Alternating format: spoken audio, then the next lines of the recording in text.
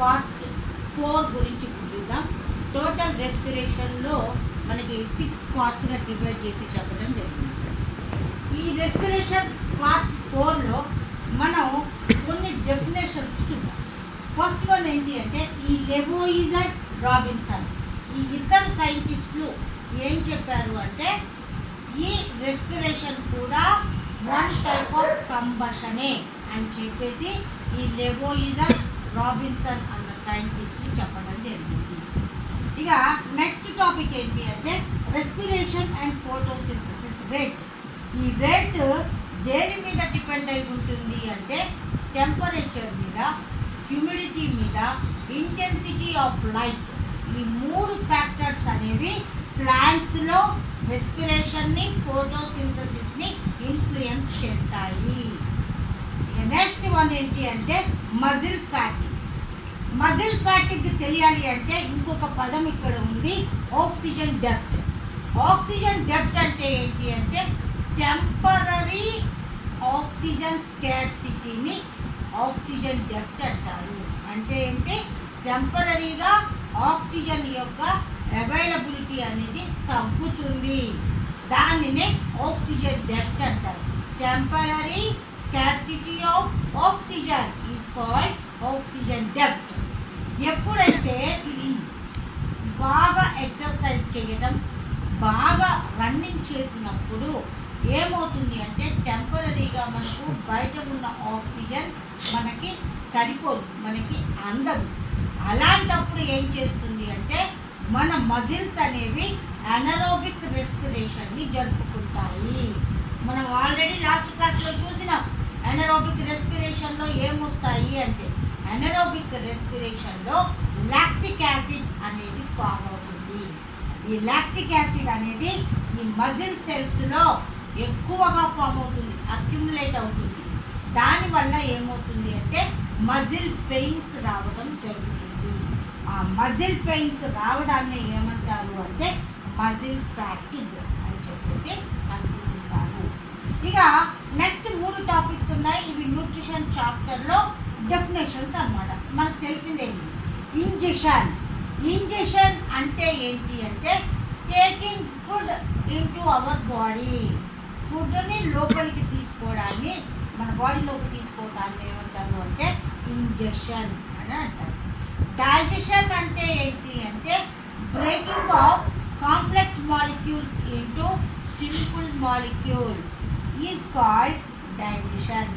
అంటే ఏంటి, కాంప్లెక్స్గా ఉన్న గ్లూకోజ్ని మాల్టోజ్గా మార్చడం. అంటే ఏంటి, కాంప్లెక్స్ మెటీరియల్స్ సింపుల్ మెటీరియల్స్గా బ్రేక్ డౌన్ చేయడాన్ని ఏమంటారు అంటే డైజెషన్ అంటారు. ఇక నెక్స్ట్ వన్ ఏంటి అంటే డిఫికేషన్. అంటే ఏంటి, డైజెషన్లో, డైజెస్టివ్ సిస్టంలో మన బాడీలో డైజెస్ట్ కాని పదార్థాలని త్రూ యానస్ ద్వారా బయటకు పంపడాన్ని ఏమంటారు అంటే డిఫికేషన్ అని చెప్పేసి అంటుంటారు. ఇవి టోటల్గా న్యూట్రిషన్లో, రెస్పిరేషన్లో ఉండే డెఫినేషన్స్. ఇప్పుడు మనం ఈ రెస్పిరేషన్లో స్ట్రక్చర్ ఆఫ్ రెస్పిరేటరీ సిస్టమ్ గురించి ఇప్పుడు మనం చూద్దాం. ఇప్పుడు ఏంటంటే ఫస్ట్ వన్ రెస్పిరేషన్ సిస్టమ్. ఈ రెస్పిరేషన్ సిస్టమ్ గురించి నేను రియల్ స్పెసిమెన్ని మీకు ఒక షార్ట్ రూపంలో పెట్టడం జరిగింది. గోట్ లంగ్స్ అని చెప్పేసి ఒక షార్ట్ చేయడం జరిగింది. ఆ షార్ట్లో రియల్ లంగ్స్, వాటి యొక్క స్ట్రక్చర్ని కూడా ఒకసారి మీరు అబ్జర్వ్ చేయండి. ఇప్పుడు మనం దాని యొక్క structure, respiratory human respiratory system యొక్క స్ట్రక్చర్ గురించి మనం ఒకసారి చూద్దాం. ఈ హ్యూమన్ రెస్పిరేటరీ సిస్టంలో ఫస్ట్ థింగ్ ఏంటి అంటే నాస్ట్రిల్స్. నాస్ట్రిల్స్ అంటే ఏంటి, ముక్కు రంధ్రాలు. ఈ ముక్కు రంధ్రాలు లేదా నాస్ట్రిల్స్ అనేవి వెనక వైపు ఒక క్యావిటీ లాగా ఉంటుంది. దానిని ఏమంటారు అంటే నాజల్ క్యావిటీ అని చెప్పేసి అంటుంటారు. ఈ నాజల్ క్యావిటీ తర్వాత డైజెస్టివ్ సిస్టమ్ నుంచి వచ్చే ఫ్యారింగ్స్, డైజెస్టివ్ సిస్టమ్ నుంచి వచ్చే ట్యూబు, ఈ నాజల్ క్యావిటీ వెనక వైపు, ఇవి రెండు కూడా ఒక కామన్ ప్యాసేజ్గా ఉంటాయి. ఆ కామన్ ప్యాసేజ్ని ఏమంటారు అంటే ఫ్యారింగ్స్ అని చెప్పేసి అంటూ ఉంటారు. ఇక్కడ డైజెస్టివ్ సిస్టమ్ అని రెస్పిరేటరీ సిస్టమ్ ఈ రెండు కూడా ఒకే ప్యాసేజ్ గుండా వెళ్తూ ఉంటాయి, ఒకే దారి గుండా. అయితే ఈ ఫారింక్స్ దగ్గర మనం ఫ్లాప్ లైక్ స్ట్రక్చర్ ఉంటుంది, దానిని ఎపిగ్లాటిస్ అని చెప్పేసి అంటూ ఉంటాము. దాని గురించి ఆల్రెడీ మనం డైజెస్టివ్ సిస్టంలో చెప్పుకోవడం జరిగింది. ఇక నెక్స్ట్ ఫారింక్స్ తర్వాత ఇక్కడ ఒక బాక్స్ లాగా ఉంటుంది, దానిని ఏమంటారు అంటే లారింగ్స్ అని చెప్పేసి అంటూ ఉంటారు. ఈ లారింగ్స్ని ఏమంటారు అంటే వాయిస్ బాక్స్ అని కూడా అంటారు. మన స్పీచ్, మనం మాట్లాడటం కానీ లేదా జంతువులు చేసే సౌండ్స్ కానీ ఇవన్నీ కూడా ఈ లారింగ్స్లో ఉండే వోకల్ కార్డ్స్ వల్ల మాత్రమే ఈ సౌండ్స్ రావడం జరుగుతూ ఉంటుంది. మరి ఎప్పుడైనా గమనించండి, ఇన్హలేషన్లో ఎప్పుడు మనం మాట్లాడం, ఎక్స్హలేషన్లో మాత్రమే ఆ వోకల్ కార్డ్స్ అనేవి మూమెంట్ చూపిస్తాయి. ఆ మూమెంట్ చూపించే ఇంటెన్సిటీని బట్టి వాయిస్ రావడం జరుగుతూ ఉంటుంది. ఇక నెక్స్ట్ లారింగ్స్ కింద నుంచి ఒక సన్నని పొడవైన ట్యూబ్ అనేది బయలుదేరుతుంది. దానినే ఏమంటారు అంటే ట్రాకియా లేదా విండ్ పైప్ అని చెప్పేసి అంటూ ఉంటారు. ఈ ట్రాకియాకి బిహైండ్ నా ఈసోఫాగస్ అనేది ఉంటుంది. ఈ ట్రాకియా మూసుకొని పోకుండా ఉండటానికి ఈ మధ్యలో రింగ్స్ లైక్ స్ట్రక్చర్స్ ఉంటాయి. వీటిని ఏమంటారు అంటే కార్టిలేజ్ రింగ్స్ అని చెప్పేసి అంటూ ఉంటారు. ఈ విండ్ పైప్ ఏమవుతుంది అంటే చెస్ట్ క్యావిటీ దగ్గరికి రాగానే 2 బ్రాంచెస్గా డివైడ్ అయిపోతుంది. ఈ 2 బ్రాంచెస్గా డివైడ్ అయితే ఈ ఒక్కొక్క బ్రాంచ్ని ఏమంటారు అంటే బ్రాంకస్, ఒక్కొక్క బ్రాంచ్ని బ్రాంకస్ అని చెప్పేసి అంటూ ఉంటాము. రెండింటిని కలిపి ప్లూరల్ ఫామ్ బ్రాంకై అని చెప్పేసి అంటారు. ఇవి దేంట్లోకి ఓపెన్ అవుతాయి అంటే లంగ్స్లోకి ఓపెన్ అవుతాయి. ఈ లంగ్స్ని కవర్ చేస్తూ ఇంకొక లేయర్ ఉంటుంది. ఈ లంగ్స్ని ఇలా కవర్ చేస్తూ 2 లేయర్స్ ఉంటాయి. వాటిని ఏమంటారు అంటే ప్లూరా. లంగ్స్ని కవర్ చేస్తూ ఉన్న 2 లేయర్స్ని ఏమంటారు అంటే ప్లూరా అంటారు. ఈ లేయర్స్ మధ్యలో ఒక ఫ్లూయిడ్ ఉంటుంది. ఈ ఫ్లూయిడ్ని ఏమంటారు అంటే ప్లూరల్ ఫ్లూయిడ్ అని చెప్పేసి అంటూ ఉంటారు. ఇక ఈ 2 లంగ్స్ని మనం ఒకసారి అబ్జర్వ్ చేద్దాం. ఈ 2 బ్రాంకస్ ఒక బ్రాంకస్ రైట్ వైపు ఉన్న రైట్ లంగ్లోకి, తర్వాత లెఫ్ట్ సైడ్ ఉన్నది లెఫ్ట్ లంగ్లోకి ఓపెన్ అవుతుంది. ఈ లంగ్స్ 2 మీరు అబ్జర్వ్ చేయండి. ఈ లెఫ్ట్ లంగ్ అనేది 2 లోబ్స్ మాత్రమే ఉంటాయి. రైట్ లంగ్స్లో మాత్రం 3 లోబ్స్ మనకి కనబడుతూ ఉంటాయి. మరి లెఫ్ట్ వైపు ఉన్న ఈ లంగ్ అనేది 2 లోబ్సే ఎందుకు ఉన్నాయి అంటే ఆ ఒక్క లోబ్ ప్లేస్ని ఏది ఆక్యుపై చేస్తుంది అంటే హార్ట్ అనేది ఆక్యుపై చేస్తుంది. మరి ఈ లంగ్స్ ఎక్కడ ఉంటాయి అంటే చెస్ట్ క్యావిటీలోనే ఉంటాయి. లంగ్స్ చెస్ట్ క్యావిటీలో ఉన్న ప్లేస్ని ఏమంటారు అంటే మీడియాస్టెనం అని చెప్పేసి మీడియాస్టెనం అని చెప్పి అంటూ ఉంటారు. మరి ఈ లంగ్స్లోకి బ్రాంకస్ ఎంటర్ అయిన తర్వాత ఇవి మళ్ళీ చిన్న చిన్న బ్రాంచెస్గా డివైడ్ అయిపోతాయి. ఈ చిన్న చిన్న బ్రాంచెస్గా డివైడ్ అయిన దాన్ని ఏమంటారు అంటే బ్రాంకియోల్స్ అని చెప్పేసి అంటూ ఉంటారు. ఈ బ్రాంకియోల్స్ దగ్గర చిన్న చిన్న చిన్న చిన్న బబుల్స్ లాంటి స్ట్రక్చర్స్ ఉంటాయి. ఈ బబుల్స్ ఎలాగా ఉంటాయి అంటే మనం పూరి వేయించినప్పుడు చూడండి, పూరి బాగా వేగిన తర్వాత పైన చిన్న చిన్న చిన్న చిన్న బబుల్స్ లాగా కనబడుతుంటాయి. సేమ్ అదే స్ట్రక్చర్స్ ఈ బ్రాంకియోల్స్కి అంటుకొని ఈ బ్రాంకియోల్స్కి దగ్గరగా ఈ చిన్న చిన్న బబుల్స్ లాంటి స్ట్రక్చర్స్ బంచ్ ఆఫ్ గ్రేప్స్ లాగా ఉంటాయి. వాటిని ఏమంటారు అంటే ఆల్వియోలై అని చెప్పేసి అంటూ ఉంటారు. ఇప్పుడు మనం ఈ లంగ్స్ని మరి ఏమేమి ప్రొటెక్ట్ చేస్తాయి అన్న దాని గురించి చూద్దాం.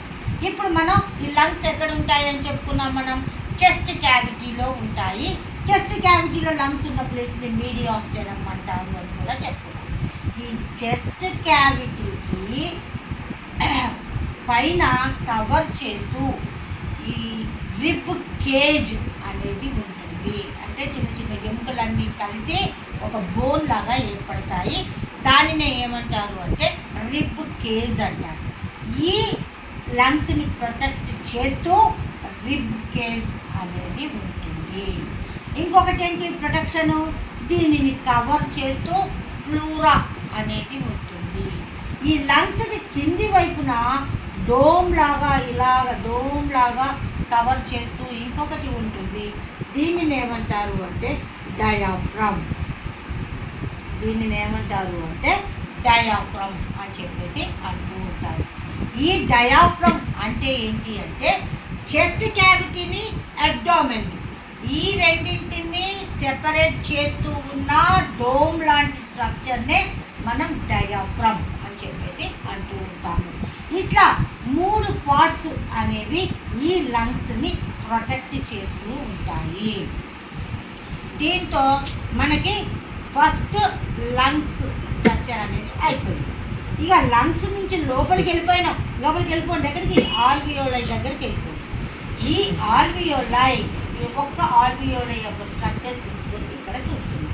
ఇప్పుడు మనం బ్రీతింగ్ యొక్క స్టెప్స్లో ఫస్ట్ స్టెప్ ఈ సెషన్లో కంప్లీట్ చేస్తుంది. ఇది ఫస్ట్ స్టెప్ కిందకు వస్తుంది. ఫస్ట్ స్టెప్లో ఆల్వియోలై తీసుకుంది. ఆల్వియోలై మొత్తం కూడా సింగిల్ లేయర్తోనే కవర్ చేయబడి ఉంటుంది. ఆల్వియోలై సింగిల్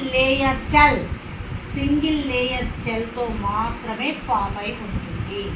దీనికి దగ్గరలో ఏముంటాయి అంటే బ్లడ్ క్యాపిల్లరీస్ అనేవి ఉంటాయి. ఇదేమో ఆల్వియోలస్ ఒకటే తీసుకున్నాం కాబట్టి ఇది blood capillaries.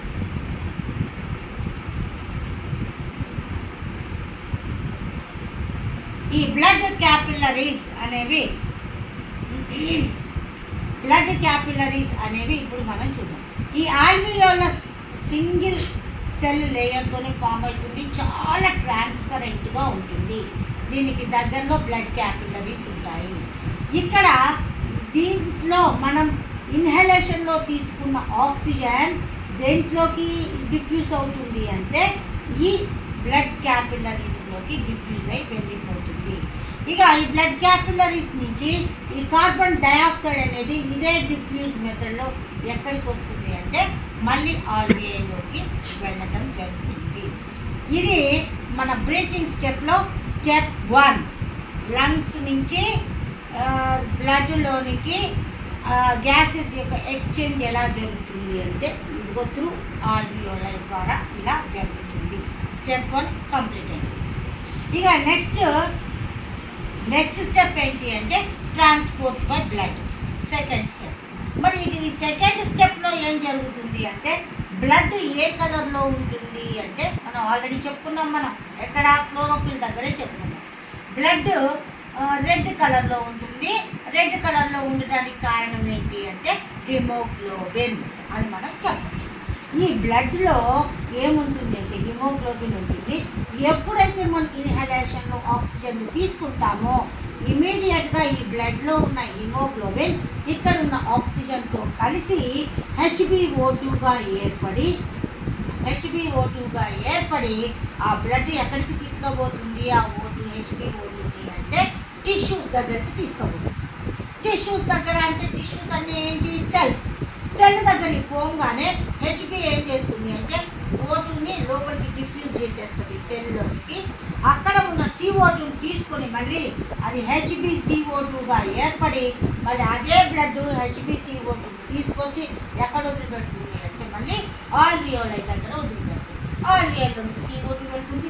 CO2 through lungs, bronchioles, lungs, wind pipe, nostrils, తర్వాత నాజల్ క్యావిటీ నాస్ట్రిల్స్ ద్వారా బయటికి రావడం జరుగుతుంది. ఇట్లా బ్లడ్ ద్వారా ట్రాన్స్పోర్ట్ అవుతుంది.